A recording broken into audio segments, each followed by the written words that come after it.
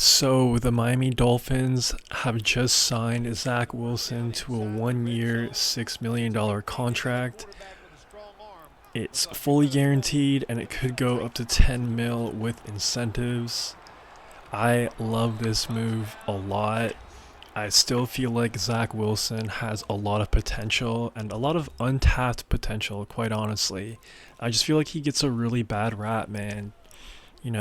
When he was with the New York Jets, not on the best rosters, and as we've seen, just a really dysfunctional, toxic organization over the past, 10 years now? So the fact that Zach Wilson also had a better win loss record than Aaron Rodgers, I feel like that's absolutely a feat as well.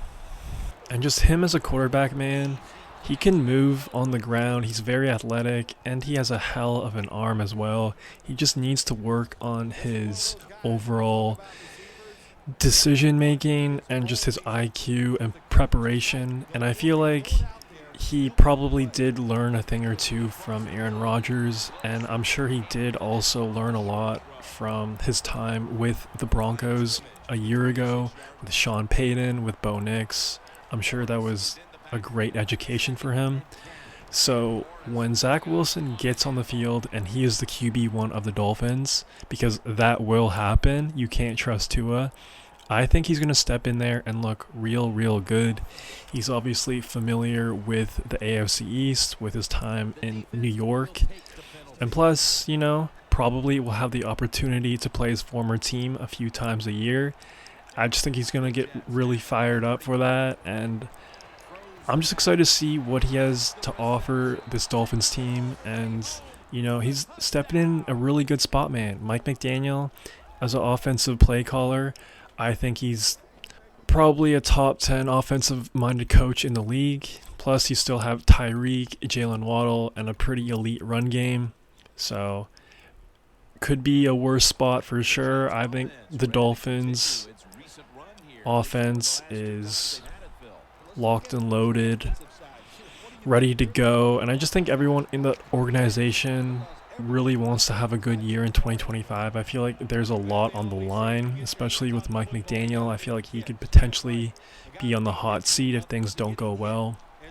And like I mentioned, Tua, he will get hurt again. It's inevitable, when we all know Tua and his history of concussions. For some reason, he doesn't want to wear the Guardian cap. I'm not sure if that would prevent concussions forever, but still, I just feel like an extra layer of protection wouldn't hurt him, but for some reason he doesn't want to do that. So I don't know, man. But Dolphins fans, talk to me. How do you feel about Zach Wilson being your QB2 for the 2025 year?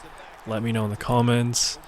And we all saw it a year ago when Tua went down and they had Snoop Huntley, Tyler Huntley, and that other guy, I forget his name. Not even worth looking up, honestly.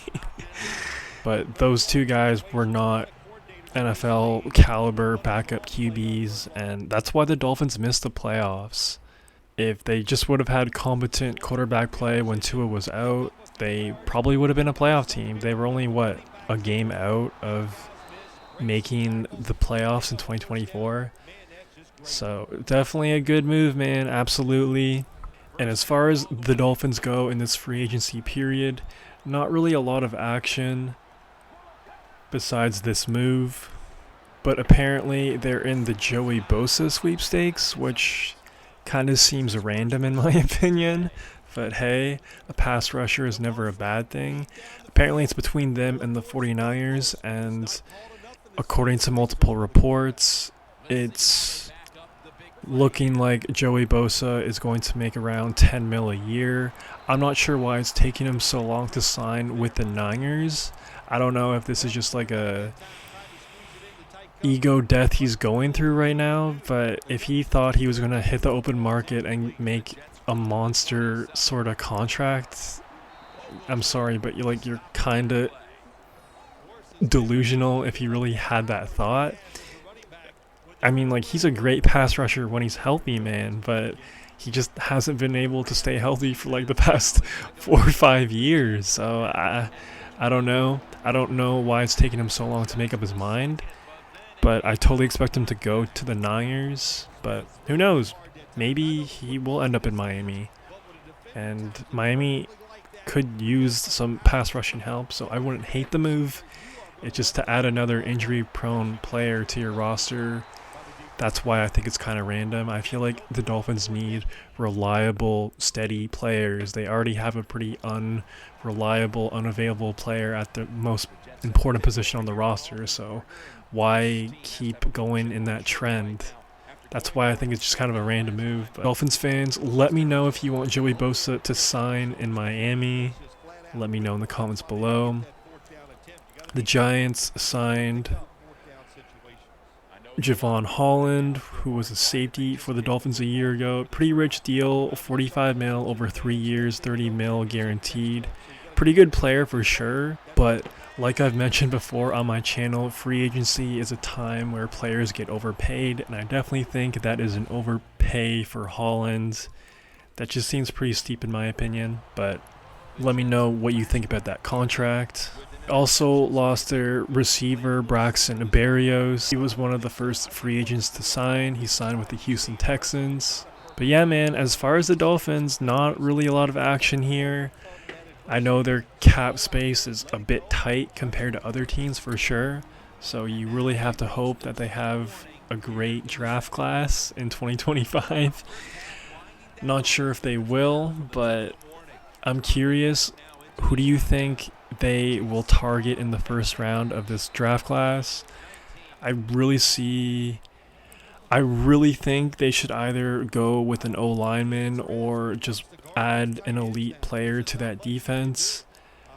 Again, man, I'm definitely very bearish on the Dolphins until they get rid of Tua. The fact that they paid him that contract is insane. But you know, it is what it is, man, and that's why it's such a great signing of Zach Wilson, because they really learned their lesson a year ago. They cannot go into an NFL regular season without a somewhat competent backup quarterback. So either way, if you're high on the Dolphins in 2025 or low on them, should be an entertaining ride. I'm excited to see Zach Wilson play because honestly, if he stepped in for Bo Nix a year ago, I feel like he would have put on a show in Denver. With Sean Payton, I feel like Sean would have drew up a good game plan for him. And I just trust Zach Wilson, man. And I really want to see what he can do outside of the New York Jets. So yeah, man, excited to see, excited to find out. You made it this far, please subscribe, like the vid, it'd help out your boy a ton. That's all I got for right now. Peace.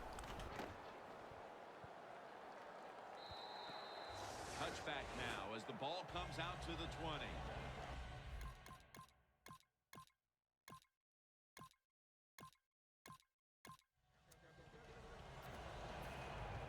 The Jets didn't get much out of that last drive, so now here they come again on offense. I'm sure they're going to be a little bit more of an urgency to the offense this time. Well, I'll just say this to you, Jim Lance. I sure hope so.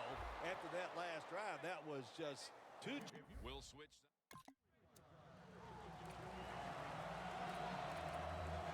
The Jets take the field here in the second half, looking to extend their lead in this one, partner. Yeah, you know what you do? It's halftime is over. You come out here, you're not sure what the new game plan is going to be, but feel your way into the game. Don't take a chance early and turn the football over.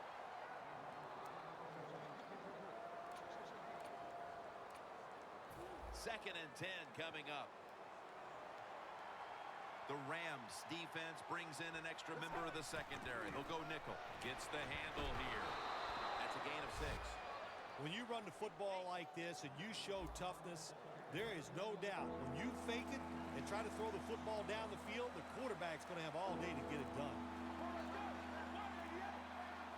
The Jets snap it at the 26. Brandon Marshall has the grab.